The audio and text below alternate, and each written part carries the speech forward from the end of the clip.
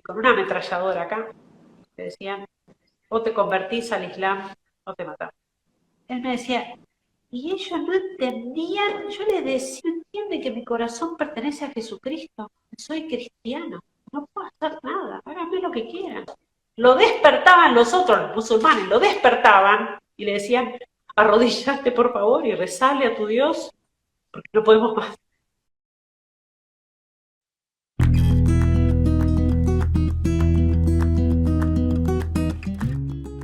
Hola Nati, ¿Cómo estás? muy bien. Muchas gracias por aceptar la invitación. Gracias a vos. Una Qué alegría compartir. alegría. Felicitaciones por tus dibujos. Ah, muchas gracias. Muchas gracias. Están buenísimos, están buenísimos. Gracias. Los Ese hago con mache mucho con cariño. la letra Nun, así, bueno. Sí, sí, sí.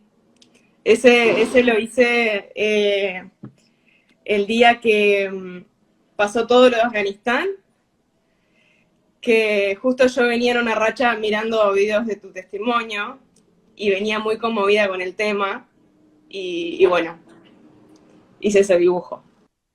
Bueno, hermana, yo pensaba pedirte que capaz, para empezar, des un poquito tu testimonio de tu llamado, porque hay mucha gente que me hacen siempre preguntas de tema vocacional y así, y están muy interesados, y me parece que puede ser lindo capaz que nos cuentes un poquito rapidito cómo fue tu llamado, y después sí, pasamos más al testimonio. Bueno, yo entré al convento cuando tenía 18 años, hoy tengo 48. Llevo 30 años de, de vida religiosa. Y entré a la congregación del Verbo Encarnado, teniendo 18 años, estando en la universidad, en el primer año de la facultad. Pero fue una cosa muy repentina para mí y para todos, para mi familia, para mis amigos, porque yo no había pensado nunca en la posibilidad de ser religiosa y además eh, no solamente que no lo había pensado como una posibilidad, sino que yo decía, yo monja, no, monja ni loca, no. O sea, no es lo mío, no es lo mío. Si hubiera nacido varón, sí, me hacía cura, eso seguro, pero monja no, porque además no entendía qué hacían las monjas, no tenía tampoco modelos, ejemplos, en mi pueblo no había. Yo soy de Villa Mercedes San Luis, una provincia de la Argentina, del interior de la Argentina, y no conocía religiosas. eh, entonces esto, bueno, me parecía que mi camino era simplemente formar una familia, una buena familia, una familia católica.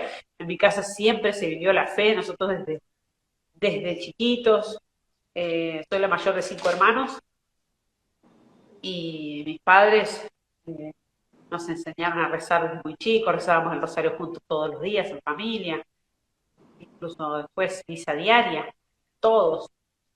Y por eso también tenía mucha actividad en la parroquia, estaba a cargo del coro, estaba en Cáritas, estaba en diversos grupos y bueno, con mucha actividad apostólica, pero no me planteaba de ninguna manera que lo mío fuera ser monja. Y al contrario, yo era muy salidora, tenía muchos amigos, muy fiestera, entonces no, para mí no, yo eso no, meterme en un convento yo no. Pero eh, al momento de pensar en formar una familia, me quedaba con ese gusto a poco. Bueno, sí, casarme con un buen muchacho que piense como yo, que tenga fe, la misma fe, que compartamos los mismos ideales, tener muchos hijos, una familia, pero me parecía como que no tenía, no sé, le faltaba algo, yo no sabía qué, hasta que hice ejercicios espirituales, ignacianos, que los súper recomiendo siempre a todos, todo buen cristiano debería hacer ejercicios ignacianos cada año, una vez por año, son realmente una maravilla. Y fue en esos ejercicios, yo estaba ya cursando el primer año de la universidad, fue en esos ejercicios que, bueno, que no puedo decir Dios me habló, porque no me habló, pero Dios me manifestó interiormente que mi camino era el de la vida consagrada. Lo descubrí medio sin saber de qué se trataba, o sea, era simplemente saber que tenía que entregarlo todo, era darlo todo. Eso fue lo único que yo tenía clarísimo, que tenía que darlo todo y que de esa manera iba a ser feliz. Y que esa era la respuesta que yo tanto buscaba y eso, bueno, de estar siempre como esperando más y como deseando, ¿no?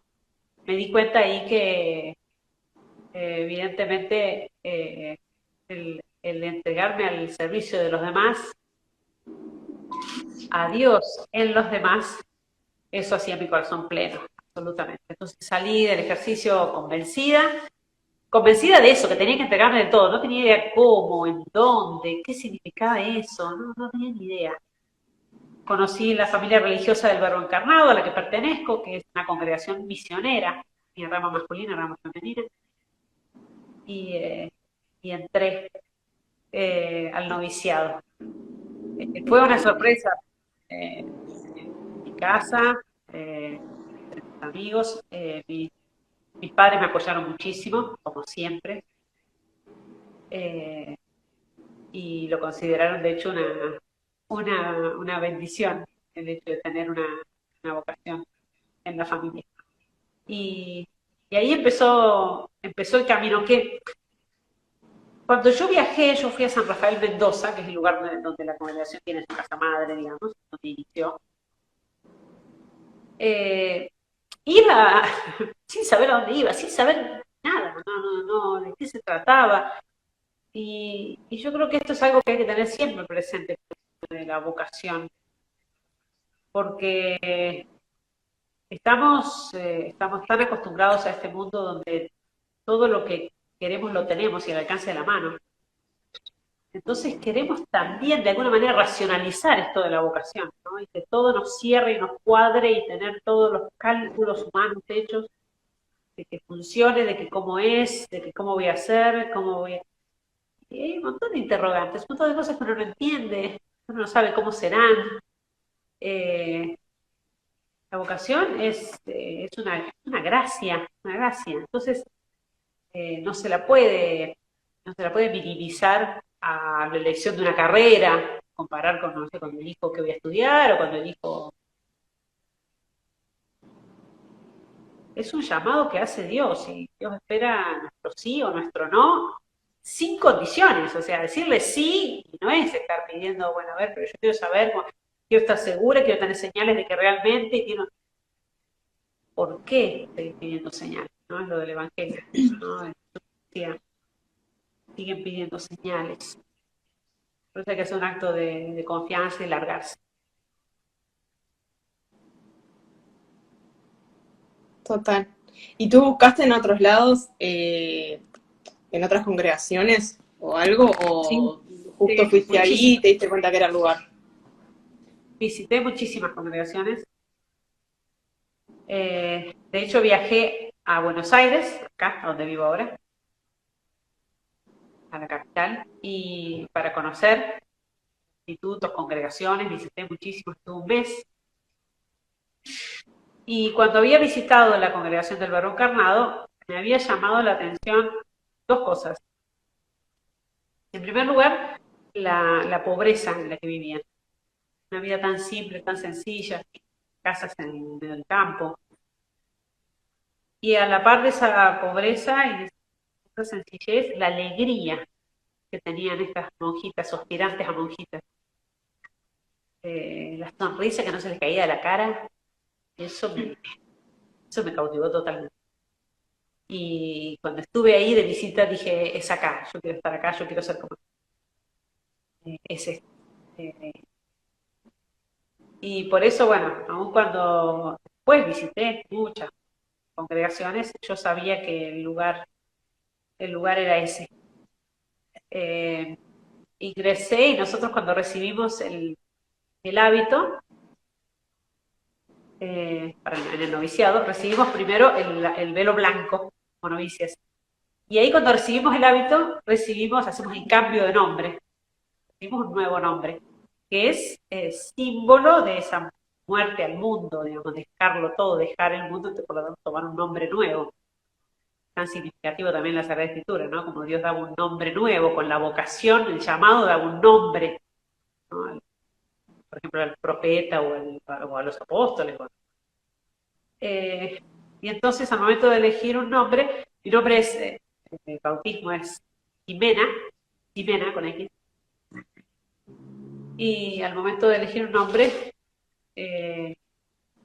bueno, pedí María de Guadalupe, por la Virgen de Guadalupe. En mi casa le teníamos desde muy chicos mucha devoción a la Virgen de Guadalupe. Una de mis hermanas de sangre se llama Guadalupe. Así que le quité el nombre y lo pedí. Así que ahora te llamas igual que tu hermana. Como nombre religioso, sí, exactamente. Ahora somos Guadalupe. En la misma. Y también, bueno, una devoción que me acompañó siempre todos estos años, de manera muy fuerte, porque la Virgen de Guadalupe es la patrona del movimiento de los nazarenos, y a la Virgen de Guadalupe le debemos el milagro, le atribuimos el milagro de la liberación de Alepo, el día de su fiesta, el 12 de diciembre de 2016, que implicó en la práctica el fin de la guerra en Siria, más que no es que se concretó ahí mismo, pero implicó ya el cambio, ¿no?, de rumbo de toda esta historia, gracias a la Virgen de Guadalupe.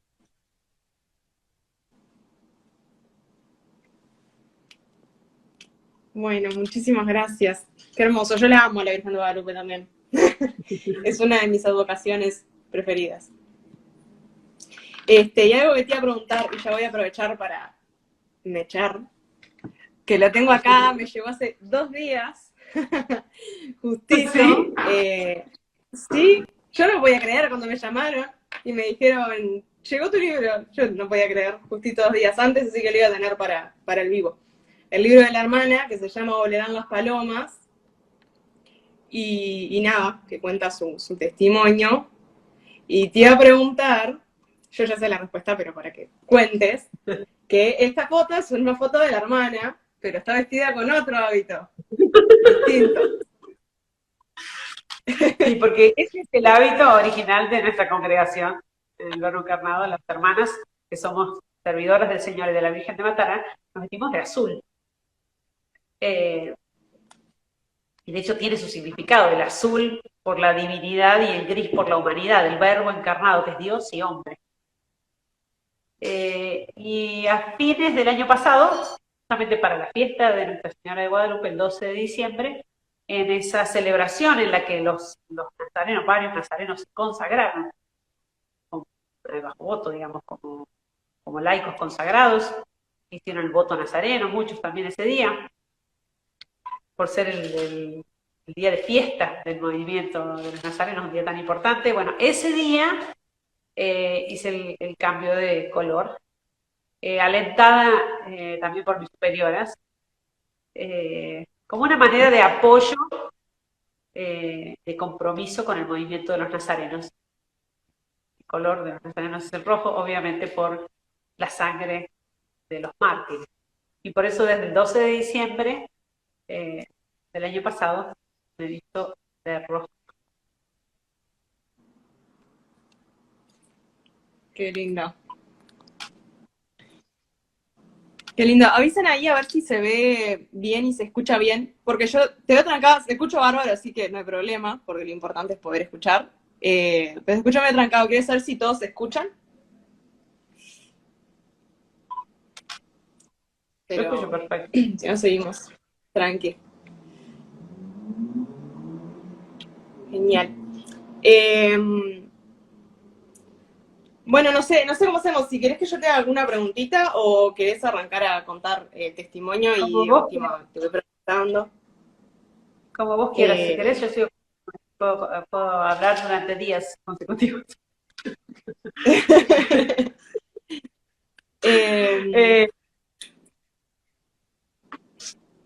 No sé, bueno, de las preguntas que más hicieron, yo puse una... Sí. Bueno, hicieron preguntas. hicieron muchas preguntas. Yo puse una cajita para que hagan preguntas, y las preguntas que más hicieron fue, ¿cómo hacían allá para no perder la fe y qué les ayudaba a mantenerse firmes? Eso era lo que más preguntaban. Pero bueno, si querés arrancar a contar tu testimonio, que igual seguramente se van a ir contestando las Sí, preguntas. y lo respondo, sí. Cuando yo entré al convento y empecé mi formación de filosofía, de teología, a la par de las hermanas, ya se estaban ofreciendo las hermanas para las misiones que surgían desde aquel momento, desde los primeros años de la congregación, que tiene poco tiempo, tiene apenas poco más de 30 años la congregación, es muy nueva. Yo cuando entré llevaba 4 años de fundada. Entonces las hermanas ya se ofrecían para las misiones que, que ya se abrían en Rusia, en China, Medio Oriente, por supuesto países cercanos también, pero esas eran las misiones más lejanas que teníamos en aquel momento. Y entonces las hermanas se ofrecían para estos lugares, obviamente miradas por Dios, no es que no como un capricho, sino que bueno, movidas, un llamado de Dios a ser misionera en ese lugar. Y yo no sentía nada especial con respecto a la misión. Digo, bueno, la verdad no sé que me pueda tocar a mí. Yo no pedí nada simplemente porque no me sentía movida hacia nada en particular. Pedí ingresar, sí, a la vida contemplativa. Y estuve en el monasterio de clausura que tenemos en la congregación. Nosotros tenemos rama apostólica y rama contemplativa. Tanto la rama masculina como la femenina tiene monasterios. Y yo pensé que esa iba a ser mi vocación siempre. Siempre ahí. O al menos en algún monasterio de los nuestros. Y todo cambió cuando vino mi superiora provincial y me ofreció y me pidió si pudiera apoyar la misión de Medio Oriente. Me sorprendió mucho, ¿no? Pensé que no iba a poder estar en una misión difícil, sobre todo por mis problemas de salud. Siempre tengo algo, una salud muy débil y estoy enferma de algo. Entonces yo decía, voy a hacer un peso en la misión, más que una ayuda, digamos. Bueno, pero bueno, me lo pidieron. Entonces allá fui a Belén. Estuve varios años ahí estudiando la lengua, el árabe, después pasé a Egipto, estuve muchos años en Egipto, 12 años. Y en estos años de misión muy intensa, porque aparte muchos viajes, yo estaba realmente ya agotada. Hacia el 2010, en el 2010 es que yo pido, había terminado ya mi cargo, yo había sido superiora provincial durante varios años, terminaba con mi cargo y recibía un nuevo destino, entonces pido me destinen a Siria, a Alepo, porque era un lugar que yo conocía, teníamos ahí nuestras hermanas desde hace unos años, y era un lugar muy tranquilo, muy calmo, y eso era muy diferente del resto de los países que yo conocía de Medio Oriente, porque es así en general. Los cristianos somos minoría en todos esos países y una minoría que sufre mucho, mucho la discriminación, la persecución, eso es realmente una vida difícil la del cristiano en todos esos países. Increíble porque estamos hablando de, por ejemplo, Tierra Santa, de la una del cristianismo. Esto en Siria no era así, había muy buena convivencia entre cristianos y musulmanes y eso a mí me había llamado la atención muchísimo. Y entonces yo pedí ser destinada a este lugar pensando que realmente, pensando que eso coincidía, bueno, con que era también lo que Dios quería, yo descansara y me recuperara un poco de salud, por eso lo pedí. Mis superiores aceptaron, me mandaron a Alepo, llegué en enero del 2011 y en marzo empieza la guerra. Y de nuevo, todos los planes cambian, o sea, esto fue una cosa que se fue repitiendo a lo largo de todos estos años, como a mí me parecía que el camino iba por acá y después descubrí que iba para el otro lado. O sea, nosotros no podemos abarcar los planes de Dios. Y por eso la frase esa que, bueno, muy conocida, si quieres hacer reír a Dios, cuéntale tus planes. Porque realmente no comprendemos, no entendemos. Yo estuve en Alepo 4 años, y 4 años de guerra, tremenda, o sea, años antes, si me preguntaban si iba a poder ir a una misión así, soportar una situación tan trágica, tan difícil, tan exigente, tan al límite, con peligro de muerte todo el tiempo, hubiera dicho que no, finalmente decía que no. Y es que nosotros siempre estamos haciendo cálculos humanos, nos falta fe, nos falta confianza. Y hablamos de esto y lo predicamos, yo soy monja, o sea, hablo de esto, lo predico, y después en la práctica dudamos, no confiamos y empezamos a retasear y a desconfiar. Porque no es que nosotros nos creemos capaces porque confiamos en nuestras fuerzas, nos tenemos que creer realmente capaces de todo esto porque confiamos en Dios, que es el que lleva adelante la misión. Y esto a mí me costó entenderlo, me llevó años, me llevó años realmente. Y por eso esto un poco responde la pregunta que me hacías al principio. La manera de sostenernos en una situación difícil así, cómo mantener la fe, nosotros tenemos que crecer a través de la oración, crecer en la confianza en Dios. Lo repetimos, rezamos el credo, creo en Dios Padre Todopoderoso, y lo decimos, creo en Dios Padre Todopoderoso. ¿Qué significa creo en Dios Padre Todopoderoso? Todopoderoso, significa que todo lo puede, todo, absolutamente todo. Pero seguimos dudando. Por eso, a nosotros lo que nos sostenía ciertamente era la oración. Era la oración.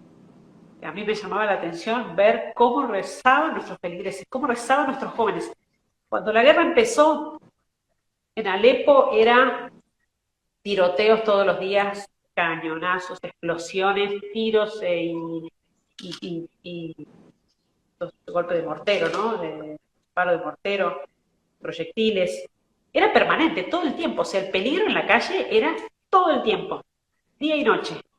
Y sin embargo, desde que empezó la guerra, para nosotros se multiplicó el apostolado en la parroquia, porque la gente venía más. La gente venía todos los días a misa. Y hacíamos adoración, el rosario, me acuerdo, y rezábamos las vísperas, y venían a la adoración. Y no era porque, a ver, bueno, como estamos en guerra no tengo nada que hacer, ¿qué hago? Voy a la iglesia. No. O sea, iban a rezar, se daban cuenta de la necesidad que tenían de apoyarse en Dios, fortalecer su fe en esos momentos difíciles, no solo de guerra, sino de persecución. Nosotros veíamos cómo los terroristas se estaban acercando, se acercaban y se acercaban cada vez más. Los teníamos a los alrededores, habían tomado un barrio, que fue el primer barrio que tomaron, Sheikh Masud, el barrio más alto de la ciudad, lo teníamos muy cerca, desde ahí estaban apostados los francotiradores. La situación era complicada y sabíamos que en cualquier momento entraba a nuestro barrio, porque en nuestro barrio estaba la base militar más importante del Ejército Nacional Sirio, que obviamente defendía al pueblo contra estos ataques terroristas. Entonces era uno de los barrios codiciados por los rebeldes, por los terroristas. Entonces, y de hecho, quieren tomarlo más de una vez, incluso bajo tierra. Llegaron a cavar túneles para llegar bajo la base militar y poder volar, ¿no? Esa noche fue tremenda. No llegaron a hacerlo, pero el peligro era tremendo, todos los días. De hecho, había toque de queda. En teoría no se podía salir. Y la gente salía igual. Y venían a misa. Había un señor, Abu Fadi se llama, caminaba, él iba caminando, él caminaba hasta 45 minutos para llegar hasta la iglesia, para ir a misa. Entonces, evidentemente, esto los fortalecía, porque además ellos eran conscientes de que por ser cristianos estaban destinados a la muerte, y ellos estaban preparados, se preparaban. De hecho, era impresionante, una vez me acuerdo que escuché que uno de los chicos decía, claro, se acercaban y era como que pasaban los días, pasaban las semanas, ¿no? Hay que imaginar lo que significa esto, ¿no? No son unos días, no, años, así, años. Y, y gente muriendo todos los días, y parientes y conocidos, y alguno que andaba por la calle, y bueno, y una bomba que explota ahí y acá, y uno iba pasando, comprando, seguías, y cuando te das vuelta ya ese lugar no estaba, o una bala ahí cerca. Me acuerdo que una vez uno de los chicos dijo, uno de los jóvenes dijo que entren de una vez, que, que nos maten, ya está, que nos maten. Eso de estar todos los días esperando la muerte, ¿no? Esa tensión de estar esperando, ¿en qué momento? Y él mismo fue el que dijo, y que me corten la cabeza, porque yo soy cristiano y no voy a dejar de estar. Como, como, como ese apuro, incluso, decir, bueno, ya está, vamos, entreguemos la vida de una, ya está.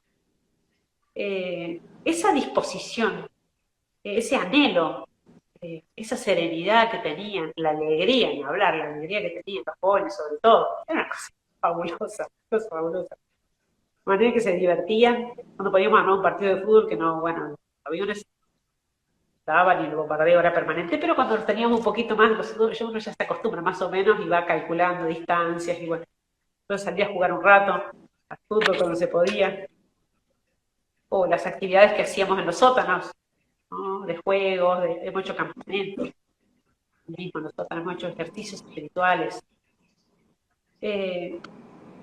Incluso toda esa vida comunitaria en la parroquia. No solamente la oración, porque rezaban y mucho, también esa unión fraterna que, que les daba tanta fuerza y por otra parte tanta libertad. Porque cuando uno ya está así entregado en el buen sentido, ¿no? Y ya está, ¿qué te pueden hacer? ¿Qué pueden hacer? Como Y dijo sí, uno de ellos, dijo, y que, a ver, que venga, ¿qué me van a hacer? A ver, ¿qué me pueden hacer? Me cortan la cabeza, ¿y qué más? ¿Qué más me pueden hacer? En pedacitos me cortan, todo en pedacitos chiquititos. ¿Qué más me pueden hacer? El alma no me la toca. Por eso da realmente la libertad de los hijos de Dios. Eh, amén. Verlos rezar incluso por sus perseguidores. Una vez vi a una de las chicas de la parroquia, del grupo, eh, se había quedado a rezar solita, estaba haciendo con un librito. Le digo, ¿qué estás rezando? Estoy haciendo una novena. Estoy haciendo una novena por la conversión del ISIS. Conversión del ISIS, del Estado Islámico. Claro, nosotros rezamos por la conversión de los perseguidores de la iglesia y rezamos por la conversión de todas estas personas que hacen el mal, pero rezar de esa manera, con ese fervor, con ese amor, con esa caridad por propios enemigos, a los que estaba esperando, por así decir, a que le cortaran la fe. Entonces, eso es un testimonio de caridad auténtico, un testimonio de perdón verdadero, ¿no? Porque en definitiva el perdón no se trata de un acto sensible, ¿no? Que no me duela el daño que me están haciendo. Claro. Entonces decimos, el que ya reza por su enemigo, por su perseguidor o por quien le ha hecho daño, y ya puede rezar por él, entonces que ya lo perdona. Y a nosotros nos sostenía eso, creo, la fe, la oración, perdón, que estaba, fortalecía nuestra fe, y los momentos comunitarios tan fuertes que teníamos.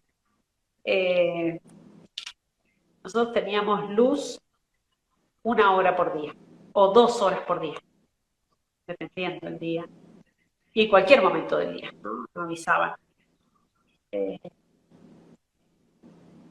Entonces, era gran parte del día a oscuras, ya estábamos acostumbrados. Y oscurecía en invierno, 4:30 de la tarde, ya, 4:30, 5, ya no había luz, con velas, con linternas. Y así todos, nosotros cenábamos muy temprano, 7, y después de cenar nosotros tenemos allá una residencia para estudiantes universitarios, ahí donde vivimos, en el obispado. Estaba el obispo, los sacerdotes del oro encarnado, nosotras, las estudiantes, una comunidad grande. Y después de la cena, siempre la recreación, que le llaman, ¿no? Quedarnos un rato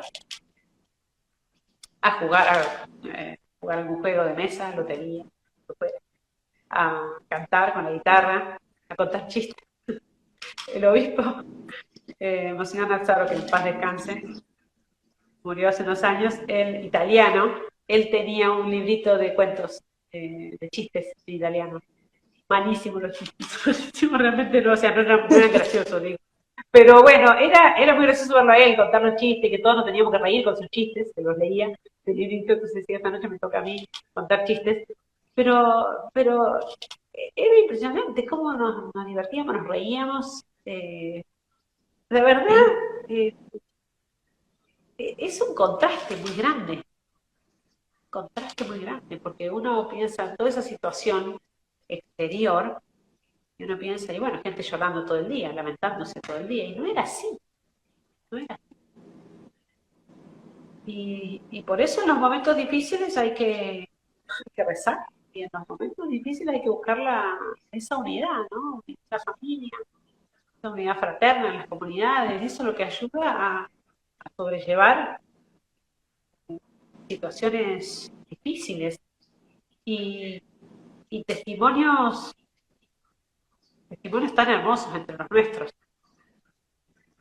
Nosotros llevábamos una vida normal, era la vida cotidiana, nuestra vida cotidiana en medio de los tiros, en medio de, ya está, era nuestro día a día, pero ver cómo para ellos no sé, cada día, cada hora era única, o sea, cada momento era único. Y además eso de tener ahí a la muerte, ahí cerquita, acechando, a uno le hace como aprovechar hasta lo último, ¿no? Y bueno, en cualquier momento Claro. termina. Entonces todo se vive con más intensidad, todo. Y no solamente la oración, sino todo en la vida. Los chicos, las chicas estudiando, por ejemplo, nuestros estudiantes, aprovechando el tiempo. Una cosa, evidentemente, si uno pudiera saber cuándo le llega la hora, que uno le dijeran esta noche se te termina, y uno empezaría a hacer una lista de todas las cosas que tiene que hacer antes de esta noche. Porque tantas veces dejamos pasar el tiempo, simplemente estamos ociosos, o simplemente, ni hablar cuando estamos en el pecado o el vicio, pero no estoy hablando solamente de eso, sino del hecho también de perder el tiempo, de no aprovecharlo intensamente, para hacer lo que tenemos que hacer y hacerlo con toda el alma. Bueno, así se vivía allá. Y por eso con tanta alegría se recibían cosas tan sencillas. No sé, que llegara la luz, por ejemplo. Llegaba la luz. Claro. Era más emocionante cuando llegaba de noche, porque era muy impresionante. Alepo, una ciudad de 5 millones de habitantes, o sea, muy grande, todas oscuras, completamente oscuras. Y cuando llegaba la luz, toda la ciudad se iluminaba en un instante, así. Era un espectáculo. Y se escuchaba, nosotros nos acercábamos ahí a las ventanas para escuchar, porque la gente ovacionaba, porque había llegado la luz. Claro. Impresionante. Y nosotros también saludándonos, felicitándonos y a correr para hacer todo lo que había que hacer con la luz, por la llegada de la electricidad, ¿no? O por la llegada del agua. También nosotros dejamos las canillas abiertas todo el tiempo, porque el agua llegaba una vez por semana más o menos, pero no se sabía cuándo. Entonces cuando uno escuchaba ya sacaban agua los días que no tenían.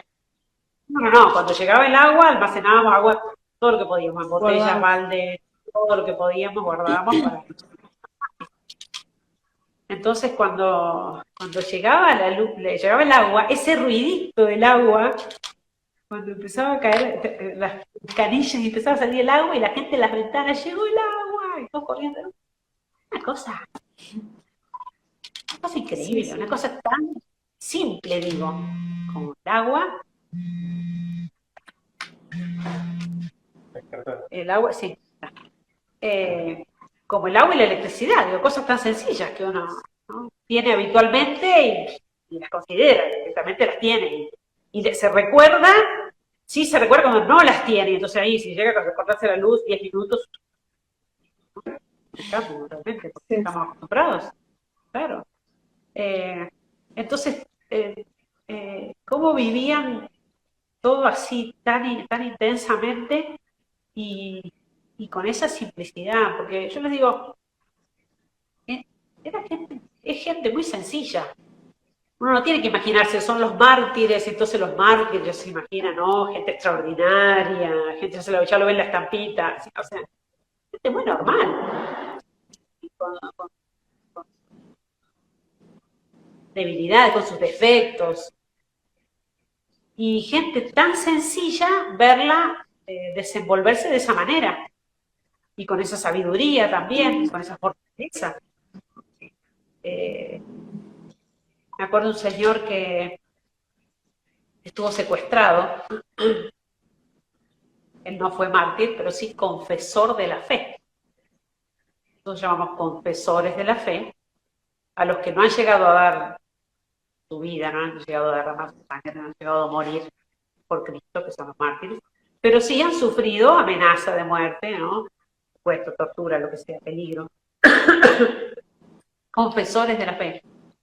Bueno, este hombre, muy simple, chofer de un colectivo,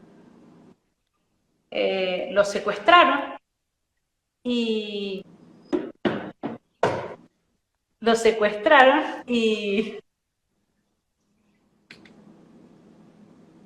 encerraron. Perdón, el público me está distrayendo. Tranqui. Es azul, no la conociste azul, no es azul, mira, te mandé al frente. Sí, la conocí por audio. Bueno, viste que es muy quieta. Bueno. No. Este señor lo secuestraron. Era muy típico lo de los secuestros, ¿no? Los terroristas secuestraban mujeres, normalmente mujeres, ¿no? Porque por las mujeres, ellos según su mentalidad, ¿quién iba a dar dinero o rescate por una mujer? Nadie. Entonces, no tiene sentido secuestrar a una mujer. Secuestrar a un hombre.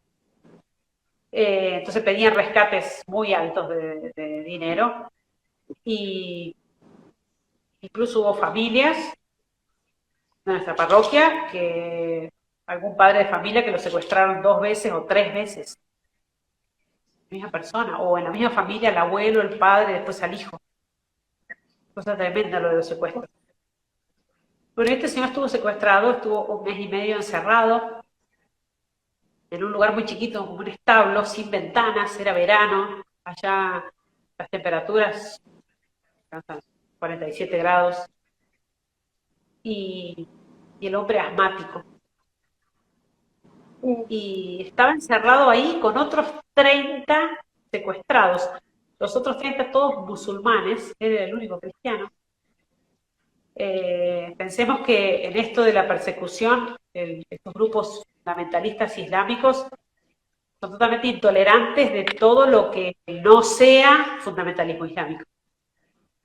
Entonces, más que los primeros perseguidos, digamos, los fieles según ellos son, por ejemplo, los cristianos o alguna otra secta como los yazidíes, que han sido tan perseguidos ahí en Irak, por ejemplo. Pero también, de alguna manera, los musulmanes moderados y que eran buenos amigos de los cristianos han sido perseguidos por esa misma razón. Bueno, este hombre estaba encerrado ahí y él me contaba que cada día lo sacaban de ahí adentro solamente para hacerle el interrogatorio. Y con una ametralladora acá, le decían, o te convertís al Islam o te matamos. Y este hombre cuando me lo contaba, impresionante, él me decía, y ellos no entendían, yo les decía, pero usted no entiende que mi corazón pertenece a Jesucristo, soy cristiano, no puedo hacer nada, háganme lo que quieran. Y lo encerraban otra vez, lo sacaban al otro día y dice, usted puede creer, hermana, me sacaban otra vez para preguntarme de nuevo lo mismo. Esta gente no entiende que yo soy cristiano. Incluso lo amenazaron con matar a su familia, porque ya lo tenían ubicado. Y dijo, hagan lo que quieran. Soy cristiano, pertenezco a Jesucristo. Y con tanta serenidad, es una cosa tremenda, porque uno puede decir así en una conversación, incluso frente a amigos, y ser lo bastante valiente para decir frente a sus amigos, soy católico, voy a misa los domingos. ¡Wow! Eso ya cae muchísimo. De poder decir ante tus amigos que vas el domingo, que rezás el rosario. ¡Uy, no, tremendo! Y lo dice delante de los amigos. ¡Wow! Hay que tener fuerza, valentía, carajo. Qué tremendo. Realmente qué tremendo. Hay que estar con una ametralladora acá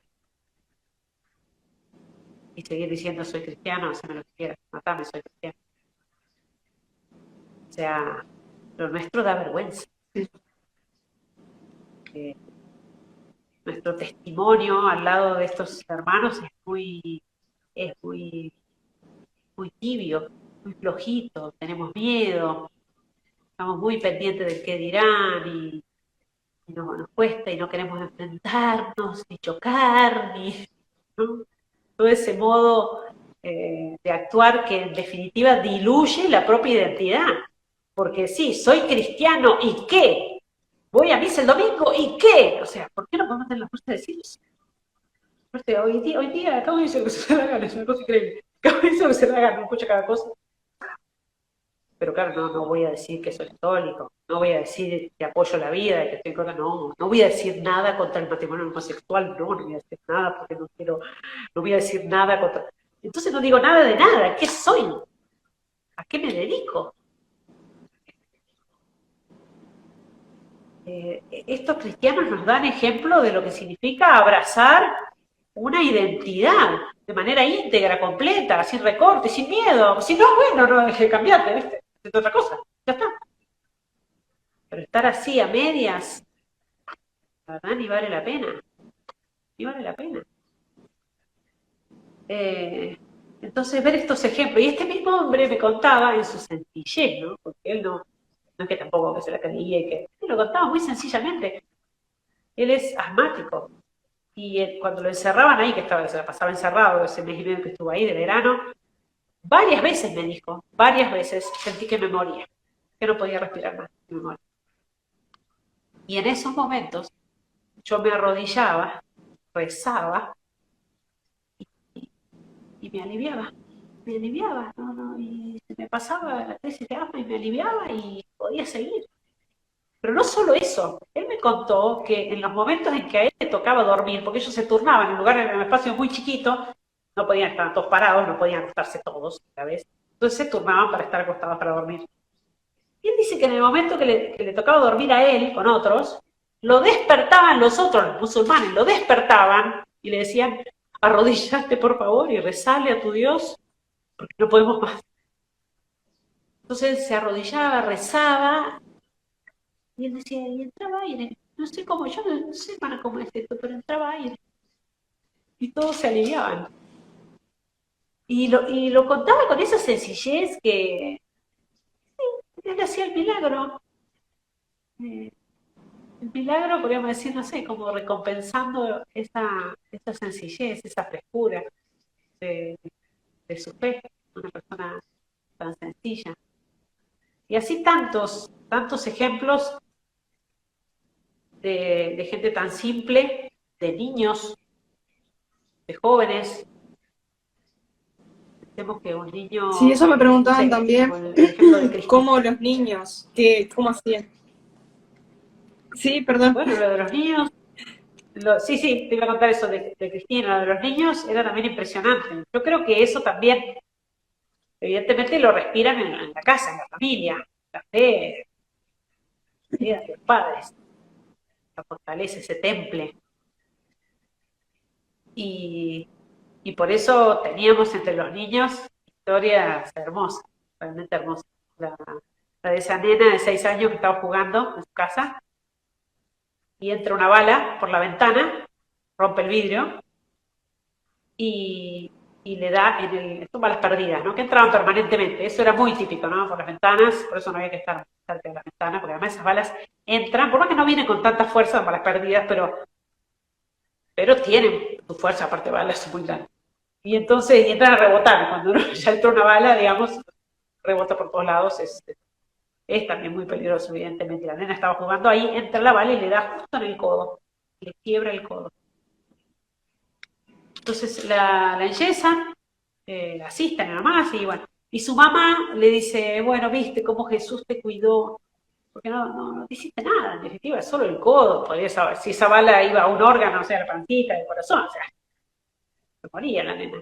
Y le dice la mamá, ¿no viste cómo Jesús te cuidó? Y ella le dice, sí, ya sé, mamá, que Jesús me cuidó, pero si él atajó la bala, mamá. Él atajó la bala y por eso tiene una marca acá. Chaga. Y lo decía con una seguridad esa niña. Lo más probable que ella haya visto a Jesús atacar esa bala. Lo más probable. Y así la fe de esos niños, eh, que, por ejemplo, uno de ellos, Bruno, cuando yo le preguntaba, Bruno pasó, cuando empezó la guerra él tendría 5 años, más o menos, 4, 5 años. Le pasó toda su infancia, sabemos que Alepo estuvo 6, 7 años de guerra, pasó toda la infancia en la guerra. Y cuando yo le preguntaba, teniendo unos 11, 12 años, preguntaba, pero vos te das cuenta, Bruno, que podrían matarte por ser cristiano? Sí, ya lo sé. Ah, o sea que estarías dispuesto a morirte por ser cristiano. Y él me dijo, hermana, algo hay que sufrir. Algo hay que sufrir. O sea, Jesús, mírenlo a Jesús en la cruz. Todo lo que hizo para demostrarnos su amor y nosotros no vamos a estar dispuestos a hacer algo para demostrarle que lo amamos. Un niño de 12 años hablando así de su posible martirio, es una cosa tremenda. Pero lo más tremendo es que al lado de Bruno, me hablaba, estaba la mamá sentada. Y la mamá lo escuchaba al niño, y no era una mamá típica nuestra que diría, ay, no, hijo, Dios no permita, por Dios, nunca te pase eso, no digas eso, hijo, ay, no, por favor. No, su mamá estaba, lo escuchaba, una sonrisa orgullosa estaba de escuchar a su. Esta niña, Cristina, la que ven ahí en el cuadro, Martín, Sí. con 12, 13 años, ella le pide a su mamá que ir a misa el domingo, quería acompañarla a misa, su mamá tenía miedo de llevarla por la situación, y la mamá estaba embarazada, pero la niña insiste que quería ir a misa, la acompaña. Cuando entran a la iglesia, en la entrada hay una grupita a la Virgen de Lourdes, la mamá se queda rezando ahí, la niña se le separa y entra a la iglesia, y su mamá se desespera, se asusta de que no la ve cerca, y entra y la busca, y estaba rezando, ella arrodillada, entonces Cristina se buscaba, ella estaba absorta rezando. Y empieza la misa, y a los pocos minutos escuchan una explosión afuera, un coche bomba. Esa explosión hace que exploten todos los vidrios de la iglesia, que caen sobre la gente. Normalmente era lo que pasaba con las explosiones, que por más que no cayera en ese lugar, una explosión cercana se explotaban todos los vidrios.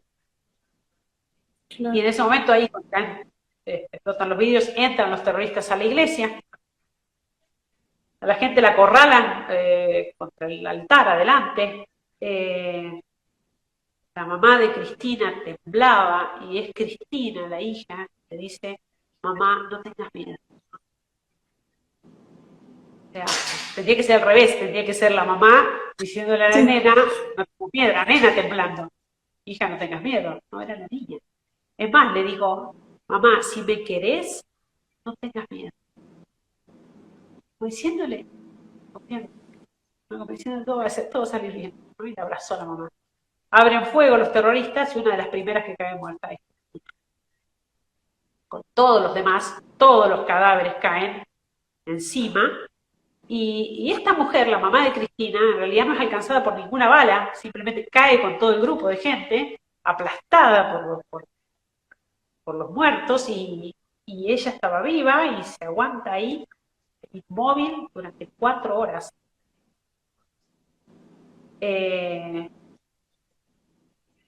Porque estuvieron los terroristas ahí todavía 4 horas más, hasta que entraron los militares y pudieron controlar la situación. Pero mientras tanto esa mujer, esa madre, ahí tirada al lado de su hija muerta en un charco de sangre de su hija. Para ella fue tremendo, para esta mujer. De hecho, le costó mucho por varios años, entrar a la iglesia. Y una vez la vieron cambiada, vieron el rostro iluminado, radiante, ya no lloraba, estaba distinta. ¿Qué te pasó? O sea, ¿qué pasó? ¿Qué cambió? Y ella contó que había tenido un sueño, había visto en sueños a Jesús, vestiduras blancas, brillante, radiante, de luz, y en el lugar de su corazón estaba su hija Cristina. Y Jesús la señalaba su corazón, donde estaba Cristina, y le decía a la mamá, ¿por qué lloras? Esta mujer dice, yo no sé si fue una visión o un sueño o qué fue, pero desde ese día no lloro más. Mi hija está en el corazón de Jesús, está en el cielo, Marte. De hecho, fue impresionante, eso lo cuenta muy lindo el padre Luis Montes, misionero allá en Irak, que dice que en el funeral de Cristina, allá se acostumbra mucho que las mujeres, las lloronas serían, ¿no? Las mujeres que lloran, que tienen que llorar y llorar al grito, ¿no? En los funerales.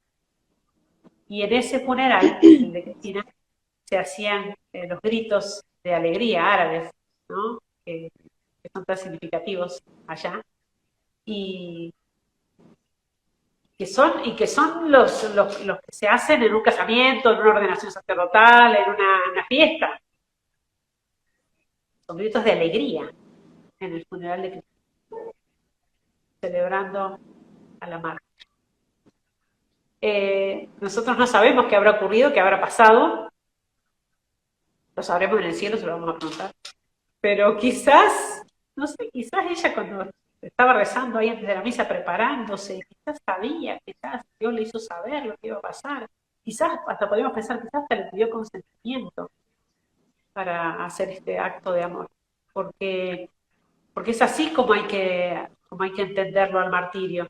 El martirio es la muestra suprema de amor, ¿no? Y quizás nos pueden plantear esto, cuestionar esto, ¿cómo? Pero esto de morir, ¿por cómo morir?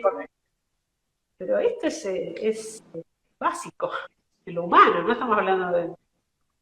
Una madre está dispuesta a dar la vida por su hijo. No hace falta que sea una madre católica. Una madre está dispuesta a dar la vida por su hijo. Está dispuesta a morir si fuera por tu hijo, y por supuesto, una y mil veces. Cualquier buena madre lo dice, está dispuesta. Porque es eso de amar hasta dar la vida. No hay mayor amor que dar la vida. Y por eso es el gesto supremo de amor. Y es así como lo entienden los mismos mártires. Es así como tenemos que entenderlo. El que no entiende el martirio no entiende nada de lo que es amar. Y se debe realmente replantear si está amando de verdad, porque el que ama de verdad está dispuesto a darlo todo por la persona amada, incluso la vida misma, si fuera necesario. Yo creo que tenemos que aprovecharnos mucho de los mártires. Cristina también tiene un lugar muy especial en nuestro movimiento, en el movimiento de los nazarenos. Estoy acompañando. Los nazarenos son laicos de todo el mundo, un movimiento que nació acá en Buenos Aires, pero se extendió rápidamente a muchos países. Y los nazarenos son laicos comprometidos en esta causa, para rezar por los cristianos perseguidos, para difundir la causa de los cristianos perseguidos, de manera que este testimonio llegue a más personas, porque hace muchísimo bien, porque sacude, da vuelta. Uno no puede, uno no queda indiferente después de escuchar estos testimonios. Y por eso, como nazarenos, tenemos que hacer portadores de las gracias de los mártires, aprovecharlos a los mártires. Hay que pedirle a Cristina, mucho a Cristina, pedirles a los mártires que nos enseñen lo que significa el verdadero amor, que nos enseñen lo que significa el verdadero testimonio, porque el mundo de hoy necesita testimonios veraces, auténticos. Podemos hablar mucho y podemos hacer encuentros, charlas, cursos, pero lo que mueven son los ejemplos, los testimonios Eso es lo que hace falta, eso es lo que arrastra. Eh, por eso creo que los mártires nos pueden enseñar mucho y por eso yo los invito a que se sumen al movimiento de los nazarenos, que es un compromiso muy sencillo. Es más, o sea, todo cristiano es nazareno, digamos. Todo cristiano debería rezar por sus hermanos perseguidos, no solamente en Siria, en Irak, en tantos lugares del mundo. Los nazarenos se llaman así porque, porque en realidad es el nombre con el que nos llaman los terroristas a los cristianos, de manera muy despectiva, los nazarenos, los seguidores de Jesús de Nazaret. Y el ISIS, el Estado Islámico, tomó la costumbre de marcar las casas de los cristianos con la primera letra de esta palabra nazareno, nasrani en árabe, la primera letra, que es la que tengo acá, la letra Nun, marcaban las casas de los cristianos con esta letra para identificar dónde vivían nazarenos cristianos y entonces destinarlos a la muerte. Es por eso que este movimiento laical tomó el nombre de nazarenos perseguidos, para identificarse justamente con la causa. Qué lindo. Qué lindo. A mí me queda una pregunta que tenía pensada hacerla desde hace tiempo, pero no quiero que te dejes sin preguntarte, que me da mucha curiosidad cuando salió todo esto de Afganistán, como que las redes se revolucionaron un poco y todo el mundo ponía cosas y así. Y a mí me llamaba la atención después de escuchar tu testimonio que esta gente, como contabas hoy, no le hace asco a nada, o sea, tienen problemas con todo el mundo, o sea, los ISIS, ¿no? Apenas piensan un poquito distinto que ellos y ya son extremadamente agresivos. Me llamaba la atención cómo se publicaban cosas de las mujeres musulmanas, que es horrible la vida que tienen, pobres mujeres, la verdad es lamentable, pero como que publicaban cosas solo de las mujeres musulmanas, y me llamaba la atención porque, bueno, yo por el testimonio conocía toda esta realidad y lo que en realidad hace toda esta gente, que no es solamente a esas personas, sino que es a todo el mundo. Y nada, quería saber qué pensás vos de eso, como esa difusión que se ha hecho y eso. Sí, yo creo que como todo en las noticias, en la prensa, digamos, es lo que vende en el momento. Entonces, Siria también en su momento vendió, entonces fue un tiempito que se habló de eso, tergiversado, porque tampoco era realmente la verdad de lo que estaba pasando.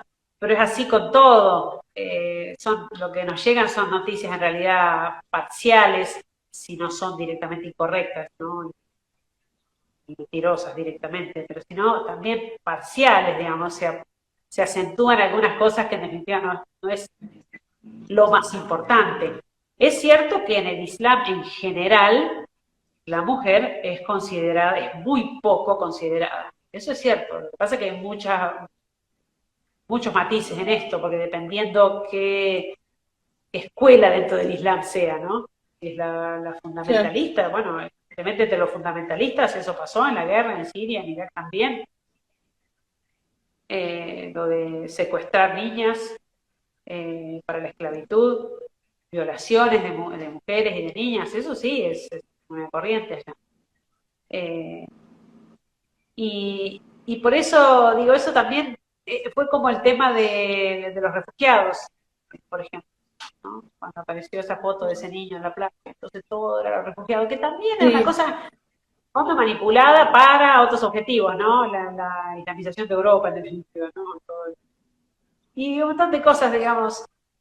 Por eso también hay que tener discernimiento al momento de seleccionar las noticias y no tragarse cualquier cosa, porque todas estas cosas están pensadas con un objetivo. Y por eso apuntan tanto a un tema y nos bombardean con un tema, porque quieren lograr otra cosa de detrás. Normalmente hay intenciones torcidas, que en general son cuestiones económicas, ¿no? Eh, o directamente ideológicas. Entonces hay que formar la propia conciencia también en ese sentido, y seleccionar lo que uno lee, seleccionar, no perder tiempo leyendo cosas que tienen ni siquiera fuentes veraces. Saber hacer un discernimiento y cuando queremos, por ejemplo, nosotros tenemos las páginas, ¿no? La página de perfil es el grupo de Facebook, Nazarenos Perseguidos, que se alimenta de otras páginas, SOS Cristianos en Siria y Amigos de Irak. Nosotros seleccionamos las noticias, las corroboramos, las comprobamos con gente del lugar, para usar un lenguaje preciso, exacto, que realmente se esté transmitiendo la verdad. Es un compromiso muy grande. Por eso también nosotros tenemos que saber elegir a dónde vamos a leer noticias. Claro, muchas gracias. Bueno, ya estamos medio en hora. Muchas gracias por todo el testimonio, la verdad hermoso. Una lástima que no te pudimos ver la cara, pero se escuchó perfecto. Así que está. Porque se ve. Eso es lo importante. Pero podemos terminar con la oración, que en realidad es un canto, la oración hecha canto, que es la oración a la Virgen. Bajo tu amparo nos acogemos, Santa Madre de Dios, no desoigas las oraciones que te dirigimos en nuestras necesidades, antes bien líbranos de todo peligro, oh Virgen gloriosa. Es